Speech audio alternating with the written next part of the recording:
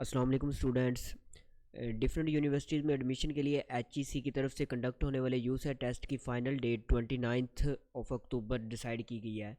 तो आज की इस वीडियो में हम पेपर पैटर्न डिस्कस करेंगे और उसके साथ साथ मैं आपके साथ डिफरेंट MCQs की प्रैक्टिस भी करवाऊंगा और मैं आपके साथ ऐसी टिप्स एंड ट्रिक्स भी शेयर करूंगा जिससे आप, अगर आपको MCQs नहीं भी आता तो डिफरेंट क्लूज वर्ड्स की मदद से कैसे आप अपने करेक्ट आंसर तक अप्रोच कर सकते हैं। तो सबसे पहले हम देख लेते हैं पेपर पैटर्न। पेपर पैटर्न की बात की जाए तो इसमें आपका पेपर दो पार्ट्स में डिवाइडेड है। पहले पार्ट की बात करें तो इसमें आपके लिए जो MCQs टाइप्स का आपका पेपर होगा, और दूसरे पार्ट की बात करें तो उसमें आपका सब्जेक्टिव जो है ऐसे राइटिंग का आपका हिस्सा होगा। अगर हम MCQs की बात करें तो उसमें आपको 75 MCQs दिए जाएंगे, जबकि पार्ट टू जो है इसमें आपके लिए आपने एक ऐसे राइट करना है जो कि 400 to 500 वर्ड्स का होगा। वो आप इंग्लिश और उर्दू किसी भी लैंग्वेज में लिख सकते हैं, और बेहतर यही है कि जिसमें आपकी वोकैबलरी अगर इंग्लिश में अच्छी है तो आप इंग्लिश में लिखें, लेकिन अगर आप उर्दू में कंफर्टेबल हैं तो आप उर्दू में लिखें, लेकिन जो आपका कंटेंट है वो बिल्कुल रेलिवेंट होना चाहिए। पार्ट वन के लिए 75 मार्क्स हैं, जबकि पार्ट टू के लिए आपके पास 25 मार्क्स जो हैं आपको दिए जाएंगे। और टाइम की बात करें तो पार्ट वन के लिए आपके लिए 100 मिनट्स होंगे, जबकि 100 मिनट्स के बाद वो आपसे MCQ टाइप पेपर ले लेंगे और उसके बाद जो है टाइम जो है आपका पार्ट टू के लिए स्टार्ट हो जाएगा, जिसके लिए आपको मज़ीद 40 मिनट्स दिए जाएंगे। नेक्स्ट हम कुछ एग्जांपल्स देख लेते हैं किस तरह के MCQs आपसे पूछे जाएंगे। तो अगर हम बात करें जो आपका पार्ट वन है उसमें भी दो कैटेगरीज है। पहले वर्बल रीजनिंग के 25 MCQs, 35 MCQs आपसे पूछे जाएंगे, जबकि क्वांटिटेटिव रीजनिंग उसके लिए आपसे 40 MCQs जो है पूछे जाएंगे। तो आज हम वर्बल रीजनिंग जो है इसको डिस्कस करेंगे, और इसमें भी सबसे पहले एनालॉजी है और उसके बाद जो है सेंटेंस कंप्लीशन। तो इस पार्ट को हम डिस्कस करेंगे।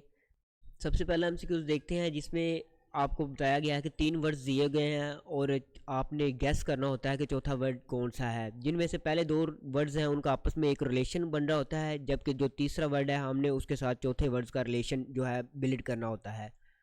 अगर हम ऑर्निथोलॉजिस्ट की बात करें तो ऐसा शख्स जो बर्ड्स की स्टडी करता है उसे हम ऑर्निथोलॉजिस्ट कहते हैं। तो इसी तरह ये इनका एक रिलेशन बन गया है। अब हमने आर्कियोलॉजिस्ट की बात करनी है। तो सबसे पहले जो है अगर हम आइलैंड्स की बात करें तो ऐसा शख्स जो आइलैंड्स की स्टडी करता है उसे हम निजोलॉजी कहते हैं। और अगर हम मेडिएटर की बात करें तो मेडिएटर जो है ये टर्म साइकोलॉजी में यूज़ की जाती है। और उसके बाद अगर हम एक्वेटिक लाइफ की बात करें तो ये ऐसा शख्स होता है, मरीन बायोलॉजी उसको कहा जाता है, या फिर हम ओशनोग्राफर कहते हैं, जो कि एक्वेटिक लाइफ को डिस्कस करता है। तो आर्कियोलॉजिस्ट उर्दू में अगर मैं आपको बताऊं तो आसार कदीमा के जो माहिरीन होते हैं उन्हें हम आर्कियोलॉजिस्ट कहते हैं। और इसके लिए जो टर्म यूज़ की जाती है, जैसा कि इसके नाम से ही जाहिर है, तो इसके लिए आर्कियोलॉजी ये टर्म जो है इसका करेक्ट आंसर होगा। नेक्स्ट हमारे पास जो MCQs है इसमें अगर इसमें भी हमने बिल्कुल इसी तरह देखना है कि पहले दो वर्ड्स का क्या रिलेशन है, और उसके बाद हमने देखना है कि तीसरा और जो हमारा क्वेश्चन मार्क है यहाँ पे क्या वर्ड आ सकता है। अगर हम मायोपिया की बात करें तो ये एक आइज़ की डिजीज़ है। तो इसी तरह हमने अब टीथ से रेलिवेंट इससे कोई डिसऑर्डर ही हमने जो है फाइंड आउट करना होगा। अगर हम पायोरिया की बात करें तो ये एक ऐसी डिजीज़ है जिसमें हमारे ओरल गम्स और जो बोन्स है ना ओरल, इसमें ये इन्फेक्टेड हो जाती हैं। तो ऑब्वियसली यही हमारा आंसर होगा। बाकियों को भी हम देख लेते हैं। अगर हम कैटरैक्ट की बात करें तो ये आइज़ में एक क्लाउडी एरिया सा बन जाता है, तो इसको हम कैटरैक्ट कहते हैं, तो ये भी आई से रेलिवेंट है। अगर हम ट्रैकोमा की बात करें तो ये एक बैक्टीरियल इन्फेक्शन की वजह से होता है, और ये भी आइज़ का ही मसला है। तो उसके बाद जो हमारे पास एक्जिमा है, ये एक स्किन डिसऑर्डर है। तो अगर हम टीथ से रेलिवेंट बात करें तो इसके लिए पायरोया जो है ये हमारे पास करेक्ट आंसर है। नेक्स्ट हमारे पास जो MCQs आ जाता है इसमें ये बहुत ही आसान सा MCQs है। देखें कि पीस जो है इसका मतलब होता है, सबको पता है, काम, सुकून। और अगर हम कैओस की बात करें तो ये होता है तबाही, डिस्ट्रक्शन। तो बिल्कुल इसी तरह ये है क्रिएशन। क्रिएशन में नहीं होता है कोई चीज़ बनाना। और इसका जो हमने अब जिस तरह ये दोनों आपस में उल्ट हैं, हमने अब इसका भी कोई एंटोनियम बताना है। तो इसमें हम देखें तो अगर हम क्रिएशन की बात करें तो इसका जो है इसका हमने तज़ाद अगर ढूंढना है तो इसके लिए डिस्ट्रक्शन होगा। क्रिएशन होता है बनाना और डिस्ट्रक्शन होता है ख़त्म करना। तो हमारा जो करेक्ट आंसर होगा डिस्ट्रक्शन होगा। अगर हम देखें तो फूड ये भी रेलिवेंट नहीं है। लेजीनेस कैसे हो सकता है, हंगर जो है भूख का, यहाँ कोई जिक्र नहीं है, तो हमारा करेक्ट आंसर जो है डिस्ट्रक्शन है। नेक्स्ट हमारे पास जो एनालॉजी का क्वेश्चन दिया हुआ है, इसमें बताया हुआ है कॉन्फ्रेंस और उसके आगे लिखा हुआ है चेयरमैन। मतलब कि एक कॉन्फ्रेंस का जो हेड होता है उसको हम चेयरमैन कहते हैं। तो इसी तरह हमने डिफाइन करना है न्यूज़पेपर के साथ, न्यूज़पेपर का हेड कौन होता है। तो अगर हम रिपोर्टर की बात करें तो ये तो न्यूज़ को रिपोर्टिंग कर रहे होते हैं। अगर हम डिस्ट्रीब्यूटर की बात करें तो ये डिस्ट्रीब्यूटर जो है ये एक न्यूज़पेपर को डिस्ट्रीब्यूट करने वाले को कहते हैं। प्रिंटर नेम से ही हमें पता चल रहा है कि ये प्रिंट करने वाले हैं। तो जो एडिटर होता है वो एक न्यूज़पेपर का हेड होता है। तो इसका हमारे लिए इसका जो करेक्ट आंसर होगा वो एक एडिटर होगा। नेक्स्ट हमारे पास आ जाता है कंट्री। तो एक कंट्री जो है उसके लिए प्रेसिडेंट है, ठीक है, एक कंट्री का जो हेड है वो उन्होंने प्रेसिडेंट, इनका ये रिलेशन बनाया। तो अब हमने स्टेट का बताना है।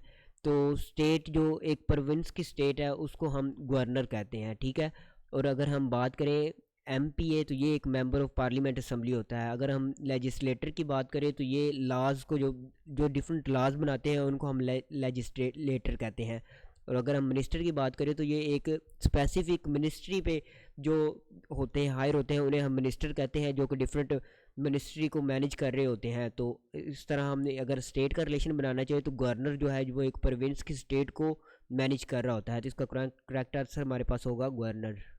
नेक्स्ट हमारे पास जो है एंटोनियम हमने फाइंड करना है। हमें ये वर्ड दिया हुआ है एक्रीमीनियस। एक्रीमीनियस का मतलब होता है तलख, बिटर। तो एंग्री भी हम इसे कह सकते हैं। तो एसिडिक जो होता है ये आपको पता है कि ये भी तलख के लिए इस्तेमाल होता है। बिटर भी जो है ये कड़वा, और क्लेवर जो है वो तेज़ होता है। और सूथिंग जो होता है ये टर्म जो है ये पेन को रिड्यूस करने के लिए यूज़ होती है, मतलब काम के लिए यूज़ होती है। तो हमने इसका एंटोनियम फाइंड करना है, तो इसके लिए सूथिंग जो है वो इसका करेक्ट आंसर होगा। नेक्स्ट एमसीक्यूज़ की बात करें तो इसमें आउटब्रेक जो होता है ये एक वबा होती है, जैसे कि एपिडेमिक का वर्ड हम इसके लिए यूज़ करते हैं। फैलाओ, स्प्रेड से ये मतलब इसके रेलिवेंट है। तो हमने इसका उल्ट ढूंढना है। तो अगर हम स्मैश की बात करें तो ये तो किसी चीज़ को ब्रेक डाउन करने से जो एक आवाज़ पैदा होती है उसको हम स्मैश कहते हैं, क्विकली ब्रेक डाउन करना किसी चीज़ को। रिलायबल होता है कि ट्रस्ट वर्थी जो होता है। और ब्रस्ट का मतलब भी स्प्रेड होता है। तो कन्फाइंड जो होता है ये होता है रेस्ट्रिक्टेड, एक जगह पे जो है लिमिटेड होता है। तो आउटब्रेक जो मतलब कि स्प्रेड है। तो कन्फाइंड की बात करें तो ये एक जगह पे लिमिटेड रेस्ट्रिक्टेड हो गया।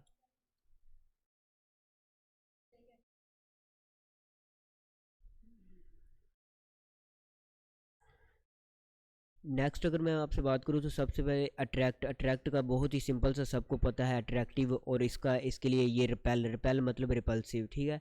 तो ये तो बहुत ही आसान सा एमसीक्यूज था। नेक्स्ट एमसीक्यूज हमारे पास आ जाता है लिटिल लेस, सॉरी हमारे पास जो बताया हुआ लिस्ट लेस। लिस्ट लेस का मतलब होता है लेकिंग ऑफ एनर्जी, इंथोसिज्म।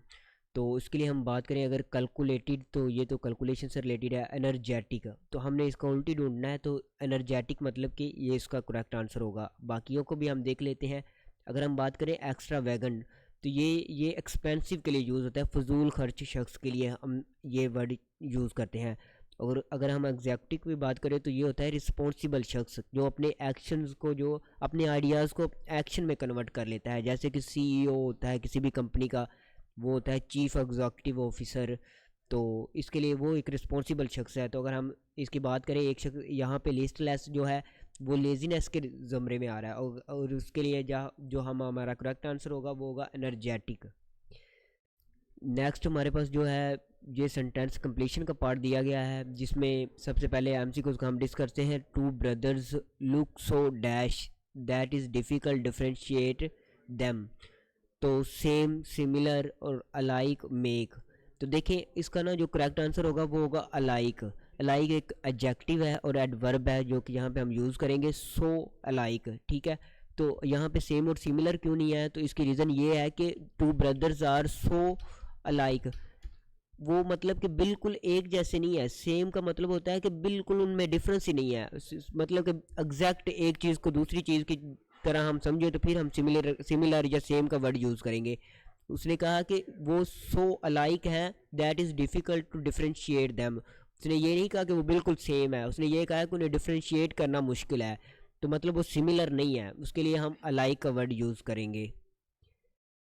नेक्स्ट हमारे पास एमसीक्यूज आ जाता है। Every week in the office 1 hour is dash to games and sports, मतलब 1 घंटा जो है वो वहाँ पे वक्फ किया जाता है, तो इसके लिए जो है डिवोटेड ही आएगा। और अगर हम बात करें कंसीडर्ड, कंसीडर्ड का मतलब होता है तस्लीम कर लेना, तो यहाँ पे ये तो नहीं आएगा। और अगर हम बात करें ना डेडिकेटेड, तो वर्ड होता है डेडिकेटेड, डेडिकेटेड का मतलब भी यही होता है कि डिवोटेड। तो यहाँ पे देखें उन्होंने सिर्फ एक ये टी लगाया हुआ है, अगर कोई बच्चा इसको डेडिकेटेड समझ के इसको टिक कर लेगा तो वो रॉन्ग हो जाएगा। देखिए ये किस तरह एग्जामिनर हमें धोखा देता है, सिर्फ एक वर्ड का है लेकिन देखने में हम उसको डेडिकेटेड ही समझेंगे, लेकिन ये डेडिकेटेड जो कि एक रॉन्ग वर्ड है, तो इसका करेक्ट आंसर जो है वो डिवोटेड। नेक्स्ट हमारे पास आ जाता है some people dash themselves into believing that they are the only honest and hard working employees in the company.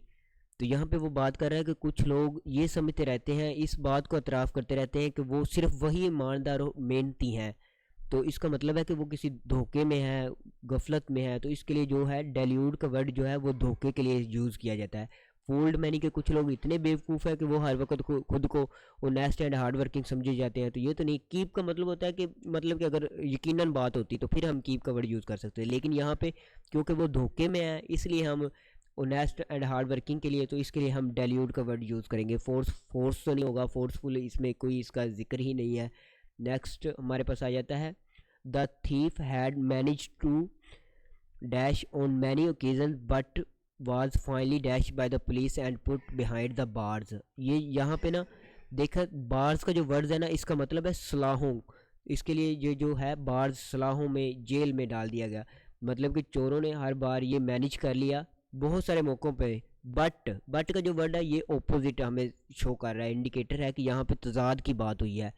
लेकिन दूसरे एमसीक्यू दूसरे पार्ट में अगर देखें ना, but was finally dash by the police, मतलब कि पुलिस ने पकड़ लिया and put behind the bars, उन्हें सलाहों के पीछे डाल दिया। तो इसमें हम देखें चीट और रोब्ड, उसने क्या पुलिस को लूट लिया था, ऐसा तो नहीं है। किडनैप भी नहीं है, चीटेड भी नहीं है, क्योंकि उन्होंने पकड़ के सलाहों के पीछे डाल दिया, तो मतलब अरेस्टेड।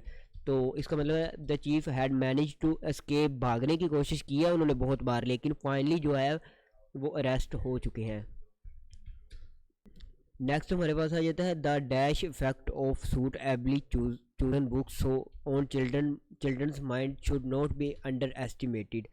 तो किस तरह का इफ़ेक्ट है जो सूटेबल है और उसको अंडर एस्टिमेट नहीं करना चाहिए। तो एजुकेटिव जो इफ़ेक्ट है ना वो इसका करेक्ट आंसर होगा, जो कि चिल्ड्रंस के लिए अंडर एस्टिमेट इसको नहीं करना चाहिए, ये एक तलीमी निज़ाम से वाबस्ता है, तो एक अच्छा इफ़ेक्ट है। नेक्स्ट हमारे पास आ जाता है even a dash glance will let you catch mistake, मतलब कि ज़रा सी जो नज़र है वो भी उसे गलती को उसकी पकड़ लेगी, ज़रा सी भी जो उसकी मिस्टेक है ना वो पकड़ी जाएगी, यहाँ पे वो ये कहना चाह रहा है। तो देखें करसरी का मतलब होता है सरसरी, मतलब कि सरसरी सी भी ज़रा सी भी मिस्टेक जो है वो उसकी पकड़ी जाएगी। तो इंशाल्लाह आज की वीडियो में ये इतनी ही एमसीक्यूज़, नेक्स्ट वीडियो में पार्ट 2 में हम बाकी एमसीक्यूज़ को डिस्कस करेंगे, और उसके बाद मैं आपको जो डिफरेंट जो ऐसे हैं उनका भी एक आपको गैस दूंगा कि किस तरह के एमसीक्यूज़ आ जाते हैं, ट्रेंडिंग टॉपिक्स पे एमसीक्यूज़ आ जाते हैं, तो उसके लिए भी मैं आपको बताऊंगा। तो इसके लिए आप चैनल से जुड़े रहें और चैनल को सब्सक्राइब करें, और उसके अलावा बेल आइकॉन को क्लिक लाजमी करें ताकि नेक्स्ट वीडियो में जो पार्ट 2 है उसको आप मिस ना करें। Thank you so much.